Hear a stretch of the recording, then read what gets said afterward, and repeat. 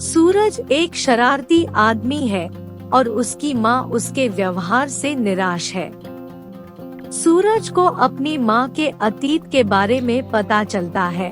उनके पिता एक जमींदार हैं और स्वर्ण पैलेस नामक एक महल के मालिक हैं, जो कर्ज के कारण मर गए और उन्होंने अपनी पूरी संपत्ति खो दी। सूरज ने अपनी माँ को किसी भी परिस्थिति में फिर से उनका महल खरीदने और अपनी माँ को खुश करने की कसम खाई। लिली एक छोटी चोरनी है, एक लालची महिला है और सूरज को पहली नजर में उससे प्यार हो जाता है, लेकिन वह उसे अस्वीकार कर देती है। लिली का घोर विरोधी छोटा रावण अक्सर सूरज को चिढ़ाता है और वह बीमार पड़ जाता है। इस बीच नरक में यमराज, मृत्यु के देवता और चित्रगुप्त भविष्यवाणी नामक एक पुस्तक खो देते हैं, जो मनुष्य के भविष्य को दर्शाती है। किताब किसी तरह सूरज के घर की छत पर गिर जाती है। वह किताब में भविष्य की भविष्यवाणियों को पढ़कर लाभ उठाता है और अमीर बन जाता है, और छोटा रावण हैरान होता है कि सूरज कम समय में अमीर कैसे बन गया।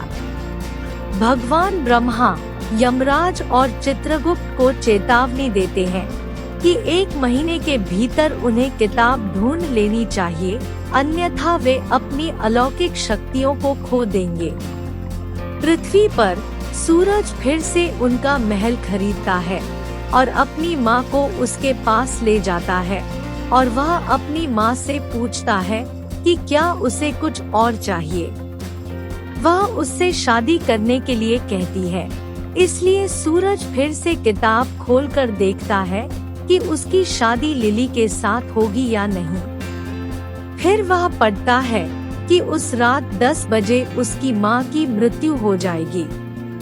अपनी माँ की अंतिम इच्छा को पूरा करने के लिए सूरज लिली के साथ एक विवाह नाटक खेलता है, लेकिन संयोग से उसकी माँ की मृत्यु नहीं होती है और लिली इस सारे नाटक का खुलासा करती है, जिससे उसकी माँ को गुस्सा आता है और वह उससे तब तक बात करना बंद कर देती है जब तक कि वह वास्तव में लिली को अपनी बेटी के रूप में वापस नहीं ले आता। इस बीच यमराज और चित्रगुप्त पुस्तक की तलाश में पृथ्वी पर पहुँचे। जैसे ही वे पृथ्वी पर पहुँचते हैं, उन्हें कई समस्याओं का सामना करना पड़ता है, क्योंकि हर कोई उन्हें नाटक कंपनी के कलाकारों के रूप में सोचता है। सूरज उन्हें एक बार बचाता है और महसूस करता है कि वे असली यमराज और चित्रगुप्त हैं, और उनकी माँ इसलिए नहीं मरी क्योंकि उनके पास किताब नहीं है। सूरज अपनी माँ की रक्षा के लिए एक लड़की लता की मदद से यमराज को फंसा लेता है। कुछ समय बाद यमराज को सच्चाई का पता चलता है और वह भी समझ जाता है कि किताब सूरज के पास है।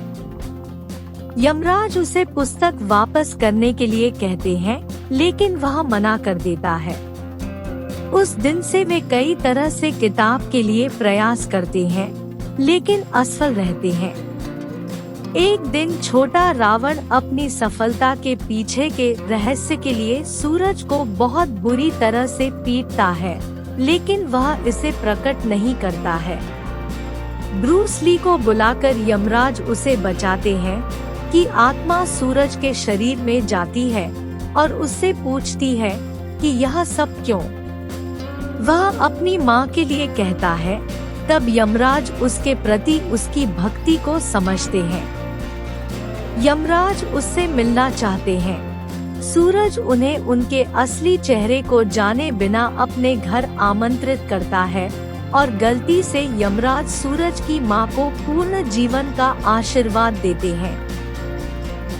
इस बीच छोटा रावण सूरज की सफलता का रहस्य जानना चाहता है और वह लिली को जाकर रहस्य का पता लगाने के लिए कहता है।